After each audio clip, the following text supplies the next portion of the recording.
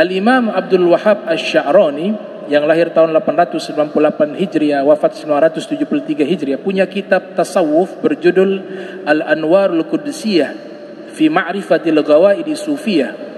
Beliau menjelaskan Imam Syafi'i gemar belajar kepada para sufi, bergaul dengan para sufi.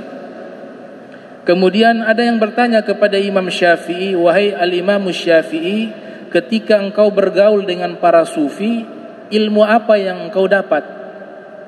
Imam Syafi'i mengatakan, dua ilmu yang saya dapat.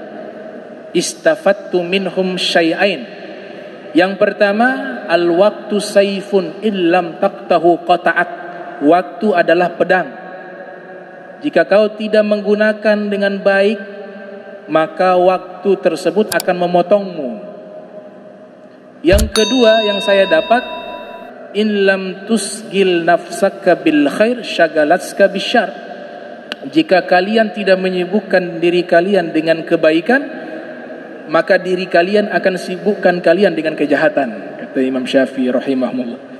Jadi cara untuk menghindari kejahatan, cara untuk menghindari dosa, itu caranya sudah diajarkan oleh Imam Syafi'i.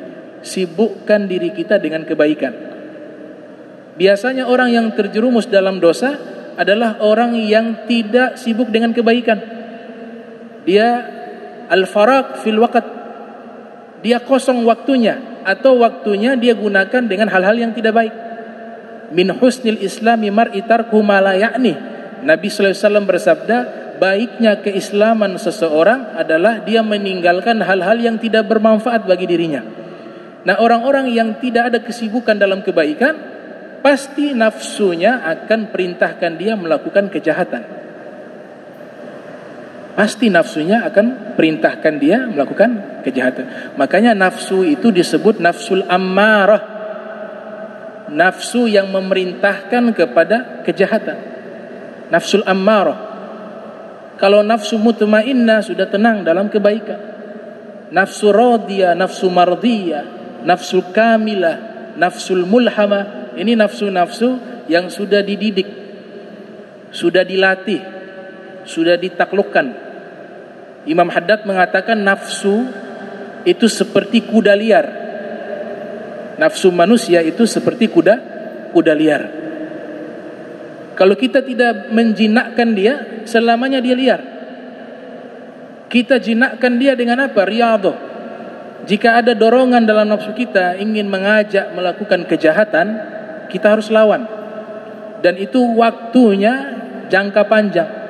Tulaz zaman. Ketika sudah kita lawan setiap dorongan nafsu, kemudian nantinya nafsu itu sudah lelah sendiri, dia sudah jinak, maka naiklah kepada nafsu mutmainnah. Kalau nafsu yang tenang ini sudah tidak ada potensi-potensi dorongan kejahatan dalam dirinya, sudah sofa, sudah bersih. Dan ini bukti ilmiah.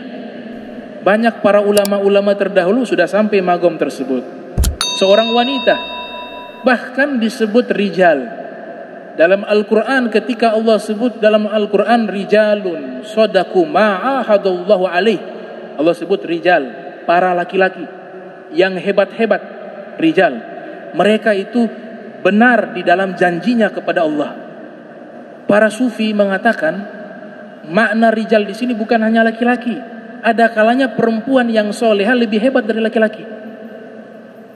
Kalau perempuan ini dia hebat dalam ibadahnya, hebat dalam riyadahnya, hebat dalam ilmunya, hebat dalam ketaatannya kepada Allah, dia disebut rijal dalam Al-Quran.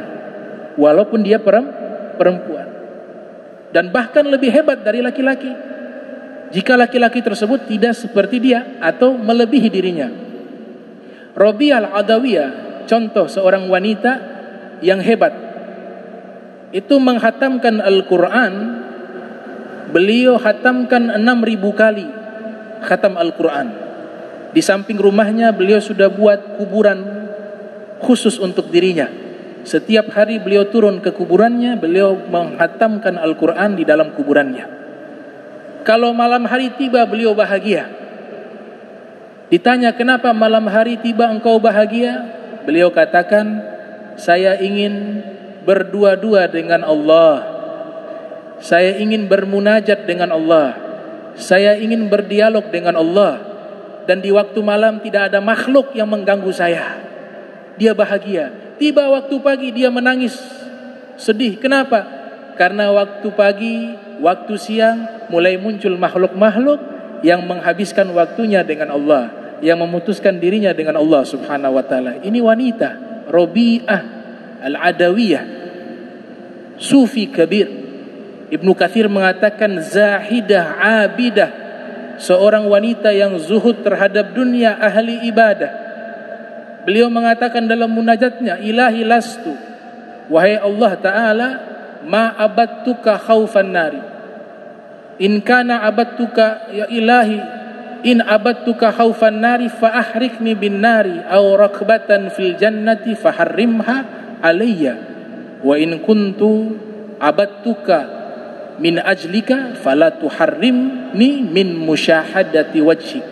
Itu munajatnya Rabi'ah Adawiyah. Beliau katakan, wahai Allah, jika aku ibadah kepadamu karena takut api neraka, maka bakarlah aku dengan api neraka. Atau aku ibadah kepadamu hanya mencari surga, maka haramkanlah surga tersebut untukku. Namun jika aku ibadah kepadamu karena cinta kepadamu, maka jangan kau haramkan mataku ini memandang wajahmu. Tidak dilarang kita ibadah cari surga, gak dilarang, boleh. Ibadah yang kita lakukan mencari surga masih dikatakan ikhlas. Kita ibadah karena takut masuk neraka masih dikatakan ikhlas dalam ibadah. Tapi ibadah yang tertinggi yang dia cari bukan surga. Dia ibadah bukan cari surga. Dia ibadah bukan karena takut api neraka, tapi dia ibadah tulus karena cinta kepada Allah subhanahu wa ta'ala. Itu ibadah yang paling tertinggi. Itu ibadahnya para nabi, itu ibadahnya para aulia, itu ibadahnya para solihin. Tidak ada dalam hati mereka kecuali Allah wa Rasulullah.